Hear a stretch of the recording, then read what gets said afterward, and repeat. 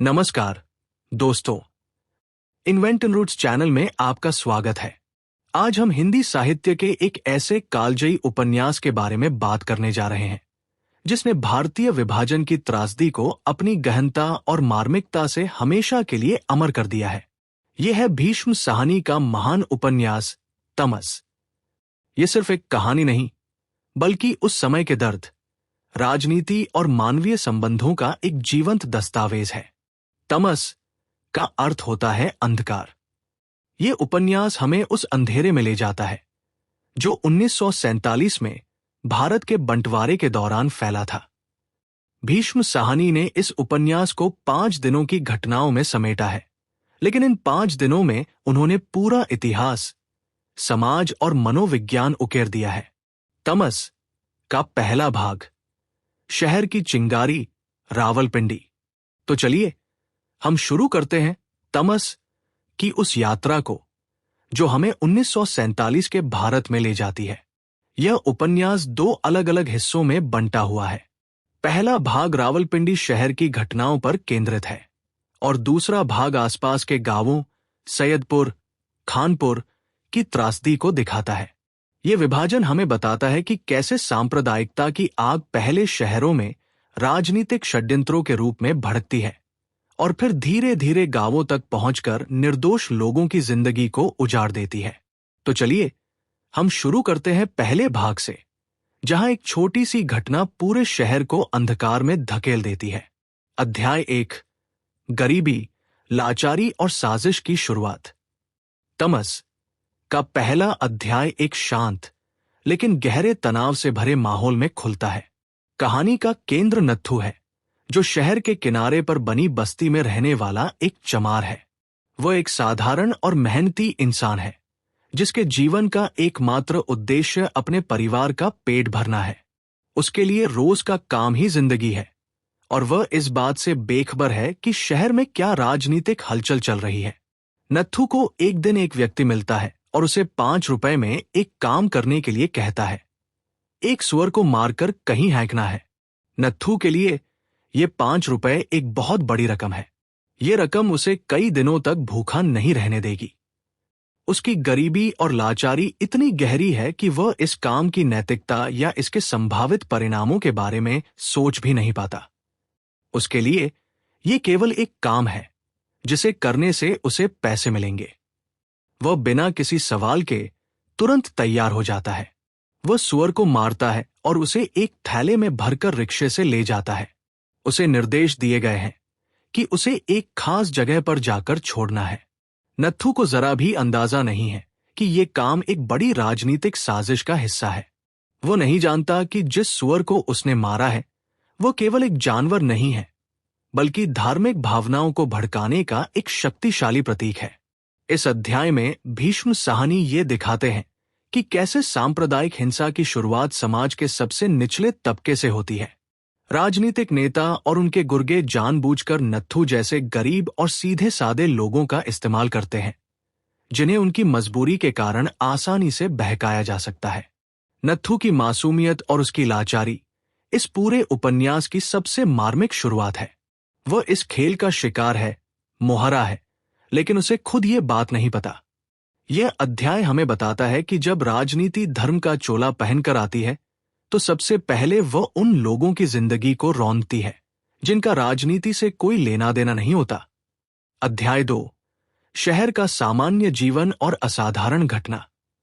ये अध्याय उपन्यास के पहले भाग, शहर की चिंगारी का एक महत्वपूर्ण हिस्सा है, जहां पहला अध्याय हमें एक व्यक्ति, नत्थू, की लाचारी से परिचित कराता है।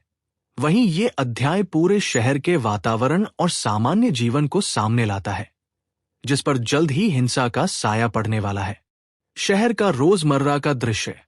अध्याय की शुरुआत रावलपिंडी शहर के बाजार और गलियों के रोजाना के माहौल से होती है। सुबह का समय है और शहर में चहल पहल है।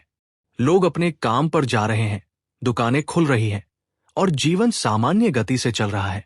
भीष्म साहनी इस शांतिपूर्ण वातावरण का वर्णन करके ये दर्शाते हैं कि ये शहर वर्षों से कैसे सौहार्द और भाईचारे के साथ रह रहा था। इस शांति का वर्णन बाद में होने वाली हिंसा की भयावहता को और भी गहरा कर देता है। साजिश की अगली कड़ी। इसी सामान्य माहौल के बीच नत्थू अपनी मजबूरी का काम पूरा करने में लगा हुआ है। वह सुअर को मार चुका है और अब उसे एक थैले में भरकर रिक्शा में ले जा रहा है। यहां उपन्यास में एक और पात्र का प्रवेश होता है, रिक्शा वाला।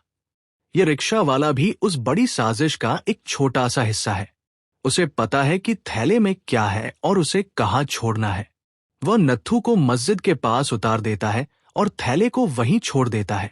नत्थू को यह बात अजीब लगती है, लेकिन वह अपने पैसों को लेकर खुश है और इस बात से अनजान है कि उसने अनजाने में ही एक भयानक आग की पहली लपट को हवा दी है। धार्मिक तनाव की चिंगारी। सुअर का शव मस्जिद के पास मिलने की घटना सिर्फ एक छोटी सी खबर नहीं रहती, बल्कि ये पूरे शहर में धार्मिक तनाव की पहली चिंगारी बन जाती है। मुस्लिम समुदाय के लिए ये उनके धर्म का अपमान है। इस घटना के बाद सदियों से चला आ रहा आपसी विश्वास और सौहार्द टूटने लगता है। लोग एक दूसरे को शक की निगाह से देखने लगते हैं। यह अध्याय दिखाता है कि कैसे एक सामान्य शहर को अराजकता और हिंसा की ओर धकेलने के लिए एक सुनियोजित चाल ही काफी होती है। अध्याय 3, चिंगारी से आग में बदलना। तमस का तीसरा अध्याय हमें दिखाता है कि कैसे एक छोटी सी घटना, जो किसी की मजबूरी का परिणाम थी, एक पूरी आबादी के लिए धार्मिक संघर्ष का कारण बन जाती है। इस अध्याय में शहर का शांतिपूर्ण माहौल पूरी तरह से बदल जाता है। अफवाहों का बाजार। सुअर का शव मस्जिद के पास मिलने की खबर शहर में जंगल की आग की तरह फैल जाती है। ये खबर एक व्यक्ति से दूसरे व्यक्ति तक पहुंचती है और हर बार कुछ नया जोड़कर, कुछ घटाकर और ज्यादा भड़काऊ बनाकर पेश की जाती है। लोग इस घटना को किसी दुर्भावनापूर्ण हरकत के रूप में देखते हैं, जिसे जानबूझकर किया गया है ताकि उनकी धार्मिक भावनाओं को ठेस पहुंचे। सांप्रदायिक विभाजन का उदय। यह अध्याय स्पष्ट रूप से दिखाता है कि कैसे एक ही घटना को दो अलग अलग समुदायों के लोग अलग अलग नजरिए से देखते हैं। मुस्लिम समुदाय में गुस्सा और आक्रोश की लहर दौड़ जाती है। वे इसे अपने धर्म का अपमान मानते हैं और जवाबी कार्रवाई के लिए तैयार हो जाते हैं। उनकी नजर में यह हमला हिंदू समुदाय की तरफ से हुआ है। हिंदू समुदाय में डर और तनाव का माहौल बन जाता है। उन्हें लगता है कि इस घटना के बाद मुस्लिम समुदाय उनसे बदला लेगा और शहर में हिंसा भड़क सकती है। वे आत्मरक्षा की तैयारी में लग जाते हैं। राजनीतिकरण की प्रक्रिया। यह अध्याय यह भी बताता है कि कैसे इस घटना को राजनीतिक रंग दिया गया। कुछ नेता और प्रभावशाली लोग इस स्थिति को शांत करने के बजाय इसे और हवा देते हैं। वे अपने समुदाय के लोगों को भड़काते हैं और ये सुनिश्चित करते हैं कि ये घटना एक बड़े सांप्रदायिक टकराव में बदल जाए। इस तरह एक छोटी सी घटना, जो गरीबी और राजनीतिक छल का परिणाम थी, सांप्रदायिक हिंसा का पहला कदम बन जाती है। ये अध्याय भीष्म साहनी की इस बात को साबित करता है कि सांप्रदायिक नफरत हमेशा एक सोची समझी साजिश का नतीजा होती है, जिसे छोटी छोटी घटनाओं के सहारे बड़ा बनाया जाता है। अध्याय 4, राजनीति की शतरंज और जनता मुहरे। तमस का चौथा अध्याय हमें शहर में भड़की हिंसा के पीछे की असली वजह दिखाता है, राजनीति। इस अध्याय में भीष्म साहनी पर्दे के पीछे की गतिविधियों को उजागर करते हैं, जहां नेता अपने निजी और राजनीतिक स्वार्थों को साधने में लगे हैं। नेताओं की बैठक, शांति नहीं, स्वार्थ की रणनीति। शहर में तनाव फैलने के बाद अलग अलग राजनीतिक दलों के प्रभावशाली नेता एक बैठक के लिए इकट्ठा होते हैं। इनमें कांग्रेस के नेता मेहता और मुस्लिम लीग के नेता हकीम प्रमुख हैं। बाहरी तौर पर यह बैठक शांति स्थापित करने और स्थिति को नियंत्रित करने के उद्देश्य से बुलाई गई है, लेकिन अंदरूनी तौर पर हर नेता अपनी पार्टी के हित के बारे में सोच रहा है। मेहता कांग्रेस व स्थिति को शांत करने की बात करते हैं, लेकिन उनकी मुख्य चिंता कांग्रेस की छवि और भविष्य में होने वाले चुनावों में अपनी स्थिति को मजबूत करना है। हकीम मुस्लिम लीग वह अपने समुदाय के गुस्से का फायदा उठाना चाहते हैं और इसे राजनीतिक शक्ति में बदलना चाहते हैं।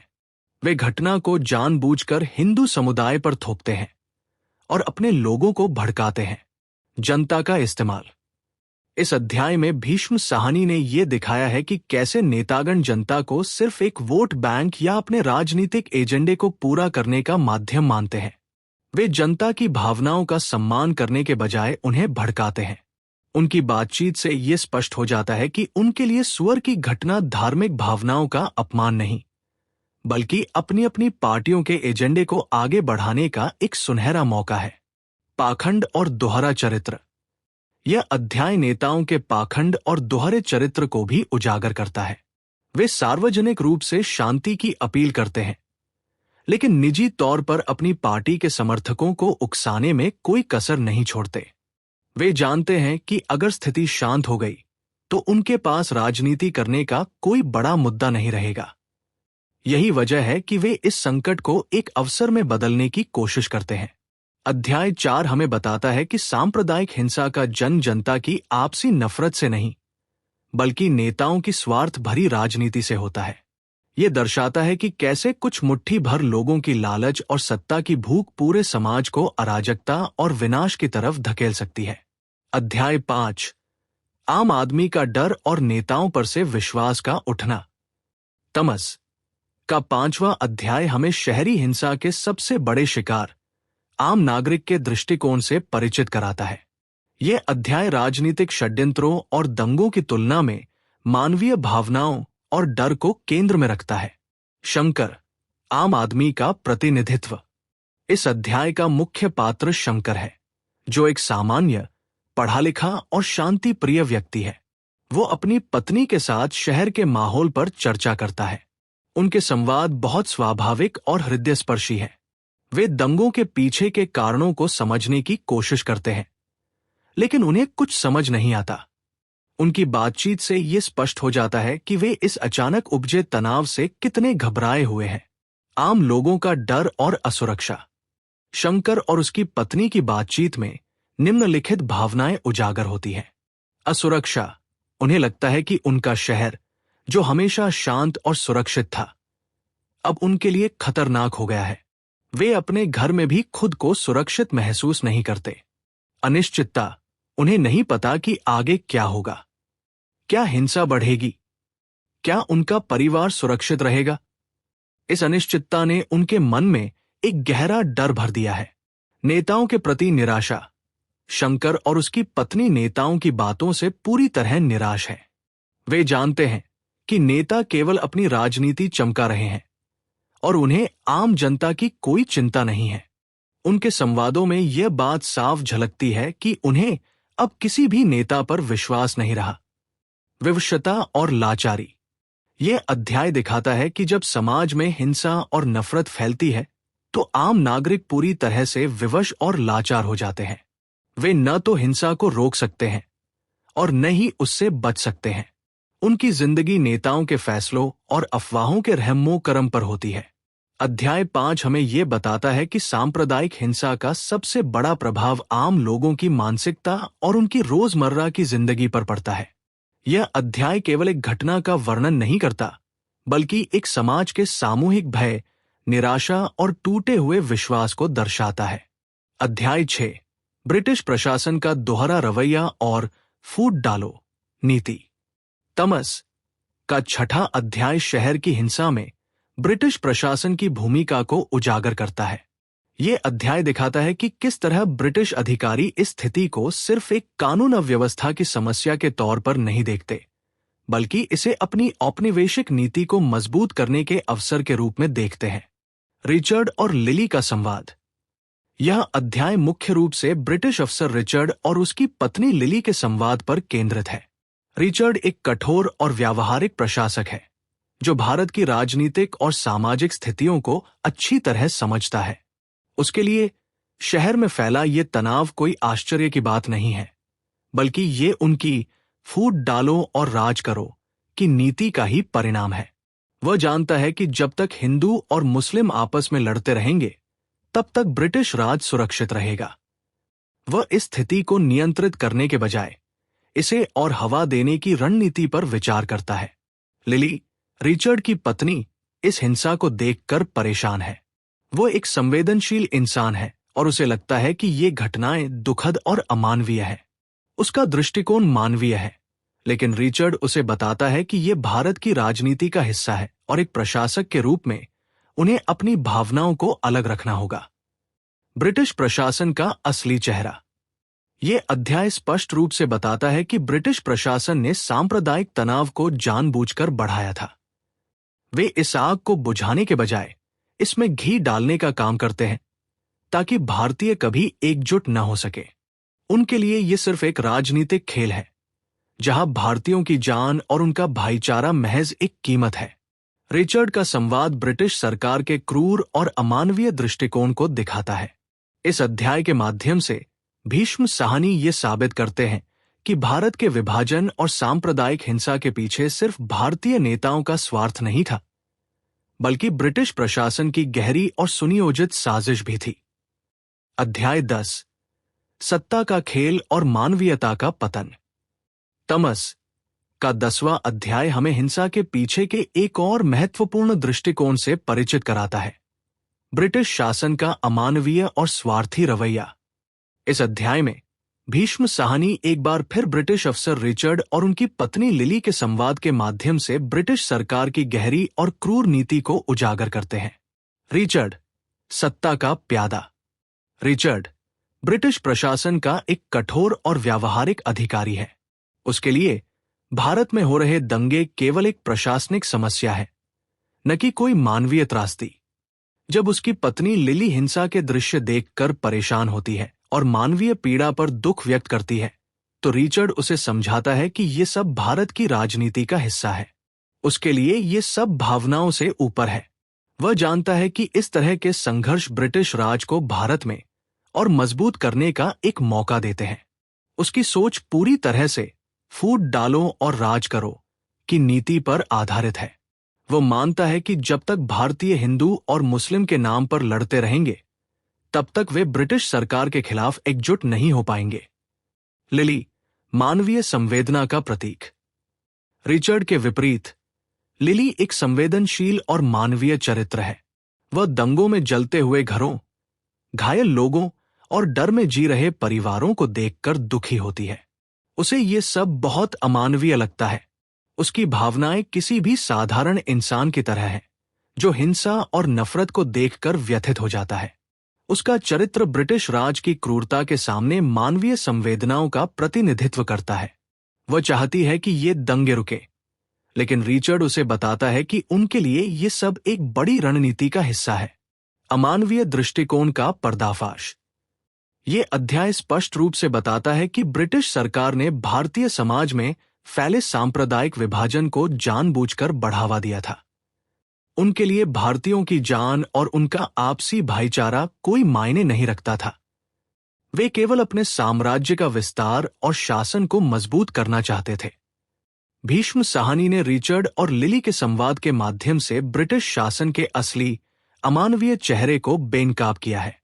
यह अध्याय साबित करता है कि विभाजन की त्रासदी के पीछे केवल भारतीय नेताओं का स्वार्थ नहीं था, बल्कि ब्रिटिश हुकूमत की गहरी और सुनियोजित साजिश भी शामिल थी। हाँ, आइए तमस के अध्याय 11 का विस्तार करते हैं। अध्याय 11, नेताओं का पाखंड और राजनीतिक स्वार्थ। तमस का 11वां अध्याय हमें एक बार फिर नेताओं के पाखंड और उनके दोहरे चरित्र से परिचित कराता है। ये अध्याय दिखाता है कि कैसे जनता के सामने शांति की बातें करने वाले ये नेता असल में इस दंगे की आग को बुझाने के बजाय और भड़का रहे थे। जनता के सामने शांति का मुखौटा। दंगों के बाद जब शहर में स्थिति बहुत बिगड़ चुकी होती है, तो विभिन्न दलों के नेता एक बार फिर इकट्ठा होते हैं। इस बार वे सार्वजनिक रूप से एक बयान जारी करते हैं, जिसमें वे शांति बनाए रखने और सौहार्द स्थापित करने की अपील करते हैं। वे बड़े बड़े शब्द बोलते हैं और एकता का आह्वान करते हैं। उनका ये रवैया लोगों को ये दिखाने के लिए होता है कि वे इस दुखद स्थिति से चिंतित हैं और समाधान के लिए गंभीर प्रयास कर रहे हैं। पर्दे के पीछे की असलियत। लेकिन भीष्म साहनी इस अध्याय में इस मुखौटे को उतार फेंकते हैं। वह बताते हैं कि ये नेता पर्दे के पीछे कुछ और ही कर रहे होते हैं। उनकी शांति की अपील केवल दिखावा है। असल में वे इस संकट को अपने राजनीतिक फायदे के लिए इस्तेमाल कर रहे हैं। सत्ता की भूख। मुस्लिम लीग के नेता चाहते हैं कि विभाजन हो और उन्हें एक अलग देश मिले, इसलिए वे अपने समुदाय के लोगों के गुस्से को भड़काते हैं।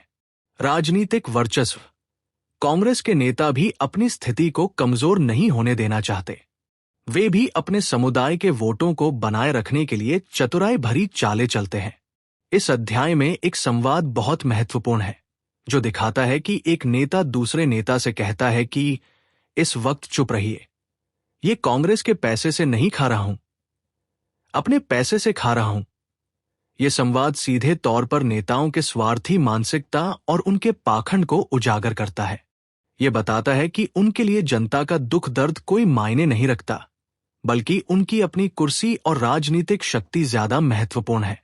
इस तरह यह अध्याय साबित करता है कि सांप्रदायिक हिंसा का सबसे बड़ा कारण जनता की आपसी नफरत नहीं, बल्कि नेताओं की सत्ता की भूख और उनकी स्वार्थ भरी राजनीति थी। अध्याय 12, विश्वास का टूटना और मानवीय रिश्तों का अंत। तमस का 12वां अध्याय हिंसा के चरम पर पहुंचने के साथ साथ एक और महत्वपूर्ण मानवीय त्रासदी को उजागर करता है, आपसी विश्वास और रिश्तों का टूटना। यह अध्याय दिखाता है कि कैसे सांप्रदायिक नफरत की आग सदियों के भाईचारे और दोस्ती को एक पल में जलाकर राख कर देती है। शहर में हिंसा का चरम।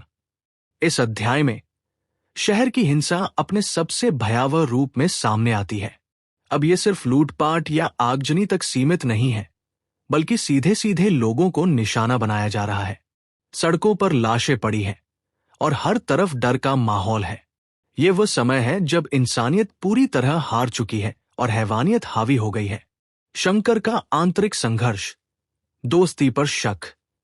इस भयावह माहौल में शंकर अपने घर में कैद है और अपने परिवार की सुरक्षा के लिए बुरी तरह चिंतित है, लेकिन इस शारीरिक डर के साथ साथ वो एक मानसिक पीड़ा से भी गुजर रहा है। वो अपने मुस्लिम दोस्तों को याद करता है, जिनके साथ उसने वर्षों बिताए हैं, हंसा खेला है और हर सुख दुख साझा किया है। वो सोचता है कि क्या अब वे दोस्त भी उसके दुश्मन बन गए हैं? क्या वे भी इस हिंसा का हिस्सा बन गए हैं? शंकर का ये सवाल केवल उसका नहीं है, बल्कि उन सभी लोगों का है जो इस विभाजन की त्रासदी का शिकार हुए। ये सवाल एक दोस्त के प्रति विश्वास खोने का नहीं है, बल्कि पूरी मानवता के प्रति विश्वास खोने का है। रिश्तों का टूटना, विभाजन की सबसे बड़ी कीमत। यह अध्याय स्पष्ट रूप से बताता है कि सांप्रदायिक हिंसा की सबसे बड़ी कीमत जानमाल की हानि नहीं है, बल्कि रिश्तों का टूटना है। जब एक व्यक्ति अपने पड़ोसियों, दोस्तों और परिचितों को दुश्मन मानने लगता है, तो समाज की नींव हिल जाती है। यह अध्याय दिखाता है कि कैसे नफरत की राजनीति ने समाज को इस कदर बांध दिया था कि लोग एक दूसरे पर विश्वास करने से डरने लगे थे। तमस का ये अध्याय हमें बताता है कि विभाजन की त्रासदी केवल राजनीतिक और भौगोलिक नहीं थी, बल्कि ये सामाजिक और भावनात्मक भी थी। इसने लोगों के दिलों को बांट दिया था और उनकी आत्माओं में एक ऐसा घाव दे दिया था जो आज भी भरा नहीं है। अध्याय 13, शहर का अंत और गांवों की ओर बढ़ती आग। ये अध्याय उपन्यास के पहले भाग, शहर की चिंगारी, का निर्णायक और सबसे दुखद निष्कर्ष है। यहां शहर की त्रासदी अपनी चरम सीमा पर पहुंच जाती है और यह स्पष्ट हो जाता है कि अब यह आग यही थमने वाली नहीं है। शहर का जलना, एक भयावह अंत। अध्याय 13 में रावलपिंडी शहर पूरी तरह से अराजकता और हिंसा की गिरफ्त में आ चुका है। जो बाजार कल तक चहल पहल से भरा था, वो अब जलती हुई इमारतों और लूटपाट का मंजर बन गया है। सड़कें लाशों और भागते हुए लोगों से भरी हैं। यहां भाईचारे, विश्वास और मानवीयता की कोई गुंजाइश नहीं बची है। शहर का ये अंत दिखाता है कि कैसे राजनीतिक साजिशें और नफरत भरी अफवाहें एक पूरी सभ्यता को तबाह कर सकती है। गांवों की ओर बढ़ती हिंसा की लपटें। भीष्म साहनी इस अध्याय में यह इशारा करते हैं कि यह विनाश सिर्फ शहर तक सीमित नहीं है। हिंसा की ये लपटें अब गांवों की ओर बढ़ रही हैं। शहर के लोग जो गांवों में अपने रिश्तेदारों के पास शरण लेने जा रहे हैं, वे अपने साथ डर, नफरत और हिंसा की कहानियां भी ले जा रहे हैं। ये निष्कर्ष पर पहुंचता है कि शहर की राजनीति और अफवाहों ने ही इस पूरे क्षेत्र को अंधकार में धकेल दिया है। इस भयानक खेल की शुरुआत शहरी नेताओं ने की थी, लेकिन अब इसकी सबसे बड़ी कीमत गांवों के निर्दोष और सीधे सादे लोगों को चुकानी पड़ेगी। तो दोस्तों, तमस उपन्यास के पहले भाग की ये गहन यात्रा यही समाप्त होती है। हमने देखा कि कैसे एक सुनियोजित साजिश, नेताओं के पाखंड और अफवाहों ने रावलपिंडी जैसे शांत शहर को हिंसा की आग में झोंक दिया। लेकिन ये कहानी अभी खत्म नहीं हुई है।